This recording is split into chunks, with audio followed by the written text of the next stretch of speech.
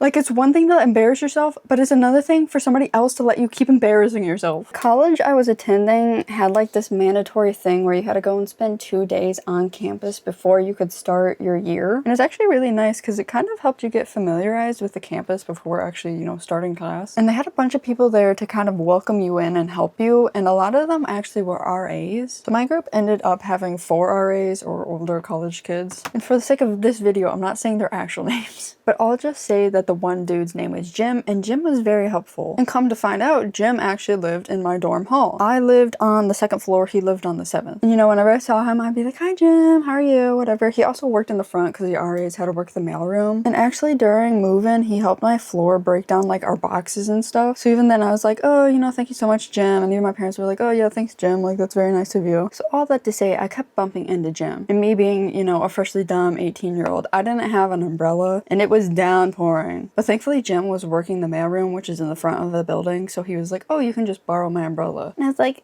thank you, Jim. Okay, I kind of did have a little crush on him, okay? Once again, freshly 18, but I knew it wasn't gonna go anywhere because I really didn't care. And also, one of the girl talk things I've always heard is when you start college, don't date your first semester. And honestly, those are some good words to live by because everybody that I know that dated in the first semester, those relationships didn't last long. Because I thought that was really nice of him, and I didn't even know if he had other classes that day, which he would need an umbrella also for. I was like, I should like pay this back in some way, so I got him some sweetheart ropes, I think they were, to attach to the umbrella to give back to him. But when I got back from classes, he wasn't working the mailroom anymore. However, because the way my dorm hall was built, I knew where every RA's room was. Like, the building was identical all the way up, and the RA's always lived by the bathroom. So I was like, let me just rubber band this candy to his umbrella, and I'll go drop it off at his door.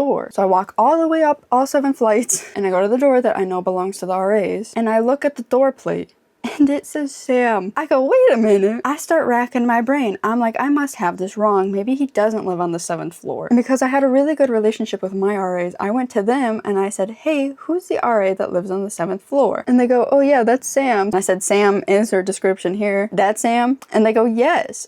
I kept looking this man directly in the eyes and calling him Jim, and at no point did he ever decide to say that his name was Sam. You know, and I can forgive maybe the first time, maybe you don't really realize somebody's talking to you and saying your name is actually somebody else's. But by the 2nd or 3rd time, my God, tell me I'm not saying your name right. The funny thing is though, Jim was actually the person that was helping me for those 2 days of orientation, and Sam was just Sam. I don't know how I mixed the two up in my head, because in all honesty, they don't look alike at all. They're just 2 white boys. So I guess the moral of the story is, yes, pay attention to what people's names are, but also, if somebody's calling you the incorrect name, perhaps correct them after the first 2 times they say it wrong.